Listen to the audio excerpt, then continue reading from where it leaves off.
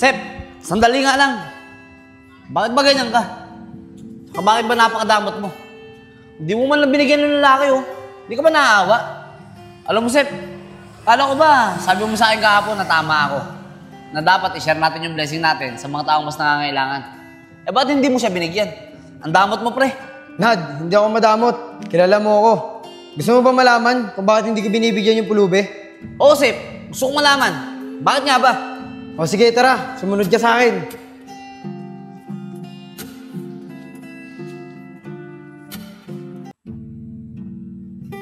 Sep, siya nga pala. May good news ako sa'yo. Bayaran ko na lahat ng utang ko. Di tulad nung nakaraan, halos baon na baon ako sa utang eh. Bukod pa ron, may pera pa akong hawak ngayon. O di ba? Kahit pa paano, wala na akong problema. Ganun ba, Nad? Yun din sana sasabihin ko sa'yo eh. Kaso naunahan mo ako. May magandang blessing din na dumating sa akin. Nakompleto ko na yung pambili ko ng motor. At medyo nakakaluwag na rin ako. Hindi na ako hirap sa pera. Talaga, Sep?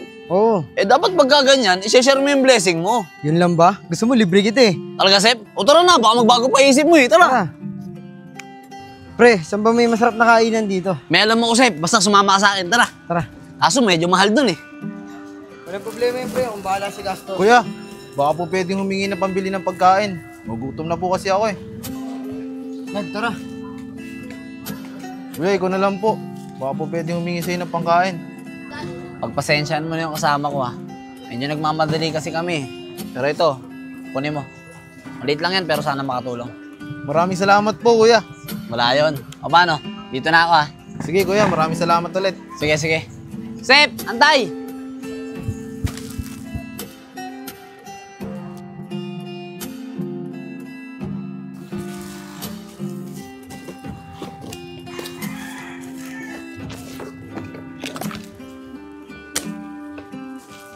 Nagutom na ako. Ayun yung pulubing binigyan ko ng pera kahapon ah. Saan kaya pupunta yun? Kuya, pwede ako humingi ng pangkain?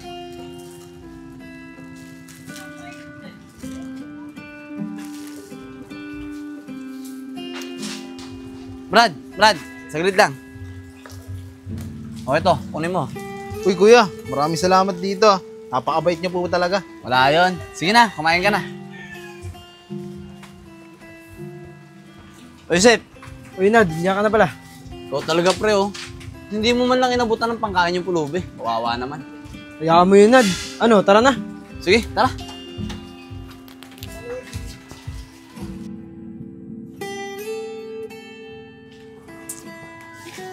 Ang oras na pala. Nalit na ako sa usapan namin ni Joseph ha. Doon ba kaya yun? Sep? Joseph? Sep, nandiyan ka pa ba? Diyan na ata si Nad. Sep? Sep? Uy, Nad, diyan ka na pala. Uy, Sep, ano? Tuloy ba tayo sa pagkuha ng motor mo? Oo, Nad, ikaw na nga lang inaantay ko eh. Kanina pa nga nag-chat-chat sa akin yung kukuha natin ng motor eh. Pasensya ka na, Sep ha. Napasarap kasi ako ng tulog kaya tinanghali ako ng gising eh. Ganun ba, Nad? Okay lang yun. Tara, puntahan na natin yung bibilang ko ng motor. Baka ibigay pa yun sa iba. Kanina pa tayo inaantay nun eh. Sige, Sep, tara. Tara.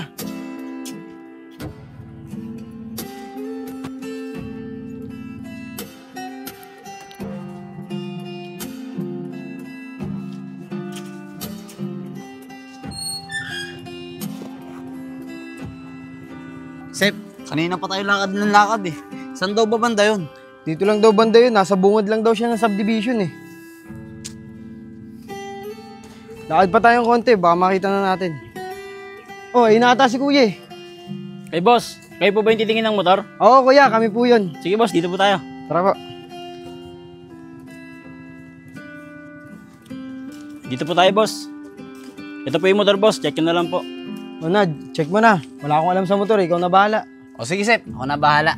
Ay, boss, pwede po bang matesting muna yung motor? Eh sige po boss, walang problema.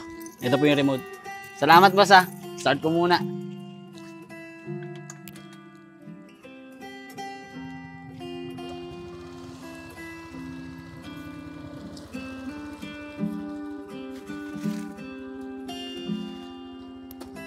Sir, testing ko muna. Sige po boss.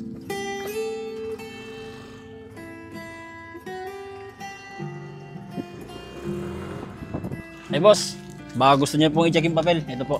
Mamaya na boss, pagbalik po nung kasama ko. Wala po kasi ako alam sa ganyan eh. Sige boss, kayo po bahala. Sige ba? Ano Nad, okay ba? Okay to, Sep. Tahimik pa yung makina, tsaka maganda pa manakbo. Ganun ba? Sige Nad, check mo na yung papel. Sir, Ito po. okay na to, Sep. Wala namang problema sa papel. Pwede mo nang bayaran. Sige Nad, salamat. Boss, kukunin ko na. Dito na ba tayo magbabayaran? Ay boss, doon na lang po tayo sa loob magbayaran. Para po safe tayo. Tsaka gagawa na rin po ako ng acknowledgement. Sige boss, tara. Tara po. Tara Nad. Ay boss, maraming salamat po. Mag-ingat po kayo. Salamat din boss. Dito na po kami. Sige po. Salamat, sir. Boss, thank you rin. Tara Nad.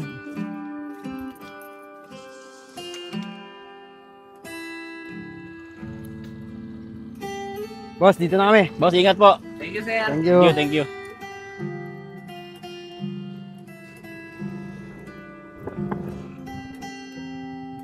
O, Sep, anong gagawin natin dito? Merienda muna tayo Nad, lilibre kita. Yun ang sinasabi ko sa'yo, pre. Ang gusto ko. Tara. Iba na talaga pagka galante.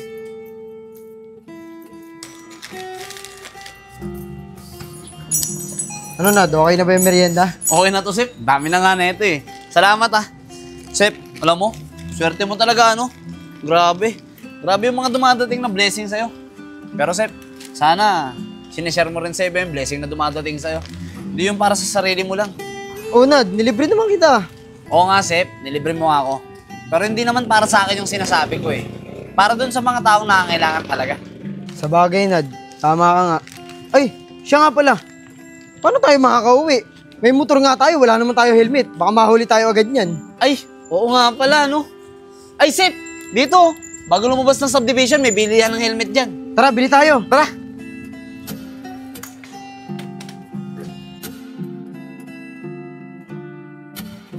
Sep, ano ba kasing gagawin natin sa bahay ng tita mo? Magpapatulong lang mag-out ng gamit si tita. Lilipat na kasi sila sa bago nilang apartment eh. Eh, Sep, ba't kasi di pa tayo nagmotor eh? Ayun na nga pre, gusto ko rin magmotor. Ang problema, hiniram ni Utol, mamayang gabi pa uwi nun. Sayang naman. Sa bagay, Sep, malapit lang naman ano. Tara! Tara. Ay, Sep, naalala mo ba yung sinabi ko sa'yo kahapon? Yung dapat i-share mo yung blessing mo sa mga taong mas nangangailangan talaga. Ayan oh, abutan natin kahit paano. Naku Nad, kung magbibigay ka, magbigay ka. Huwag mo na akong idamay dyan sa mga gusto mong gawin.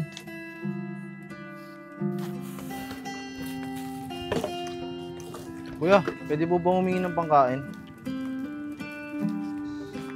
Kuya, baka po pwedeng humingi ng pangkain. Nagugutom na po kasi ako eh. Ay sige Brad, saglit lang. Oh, eto, kunin mo. Maraming salamat po kuya sa laging pagbigay sa akin ng tulong. Napakabait niyo po talaga. Wala yun, ano ka ba? Huwag mo isipin yun. Sige na, kumain ka na. Salamat po ulit. O sige na, dito na ako ha. Sige po, ingat po.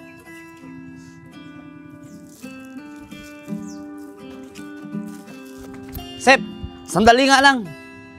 Bakit ba ganyan ka? Saka bakit ba napakadamot mo? Hindi mo man lang binigyan ng lalaki oh. Hindi ka ba naaawa? Alam mo Sep, kala ko ba, sabi mo sa akin kahapon na tama ako. Na dapat i-share natin yung blessing natin sa mga taong mas nangangailangan. Eh ba't hindi mo siya binigyan? Ang damot mo pre. Nad, hindi ako madamot. Kilala mo ako. Gusto mo ba malaman kung bakit hindi ko binibigyan yung pulube? Oo Sep, gusto kong malaman. Bakit nga ba? O sige, tara. Sumunod ka sa akin.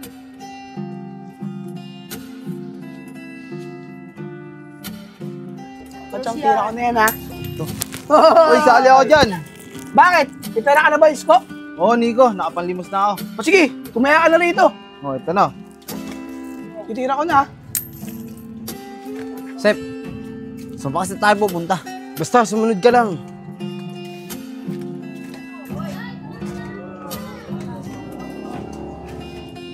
Nad, tignan mo yung tinutulungan mo. Tignan mo kung ano yung ginagawa niya. Sep, ayun yung pulubi, di ba? Magsusugal siya. Ibig sabihin pala, sinusugal niya lang yung perang binibigay ko sa kanya. Oo, Nad, tama ka. Kung akala mo natutulungan mo siya, dahil sa mga binibigay mo sa kanya, nagkakamali ka, Nad. Mas nakukonsinti mo pa siya sa mali niyang ginagawa. Ganyan din ako dati nung tinutulungan ko pa siya.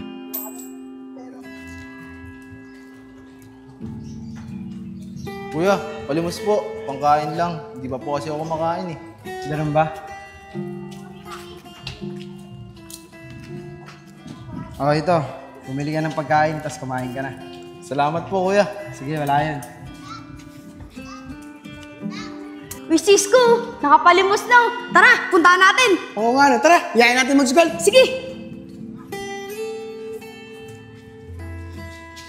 Tara na, Isko, magsugal na tayo. Doon tayo sa dating pwestuhan. Oo nga, tara.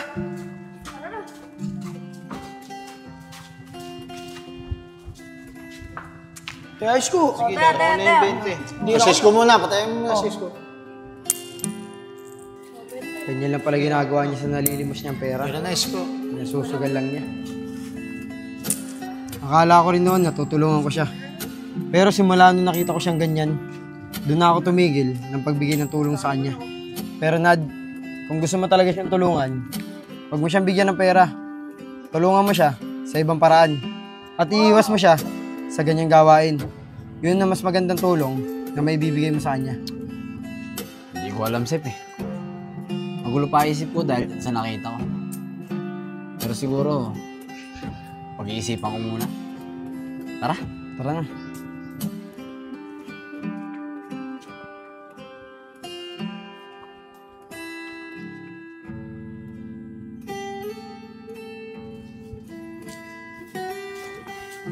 Uy, kuya.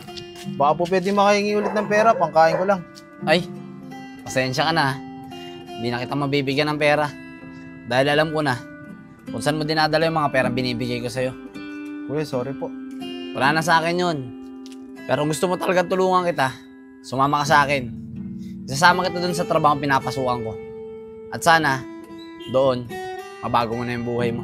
Talaga po, kuya. Sige po, sasama po ako. Maraming salamat po.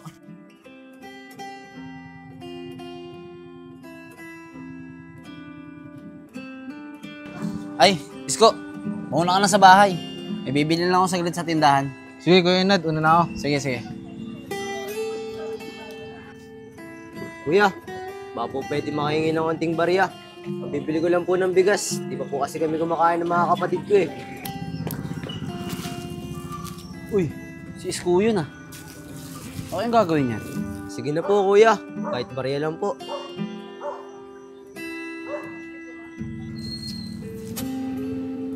Para namin ang mga kapatid ko nito. Sigurado ako, nagugutom na sila. Bata, para sa'yo. Kuya, maraming salamat po. Bata, pasensya ka na ah, kung hindi kita binigyan ng pera kanina. Patulad mo din kasi ako dati. Ayoko na matulad ka sa akin. Okay lang po kuya. Maraming salamat po dito. Maraming tulong na po to para sa amin ng mga kapatid ko. Maraming salamat po ulit. Sige na, bata. Umuwi ka na para makakain na kayo ng mga kapatid mo. Sige po kuya, maraming salamat po ulit dito. Sige, ingat ah.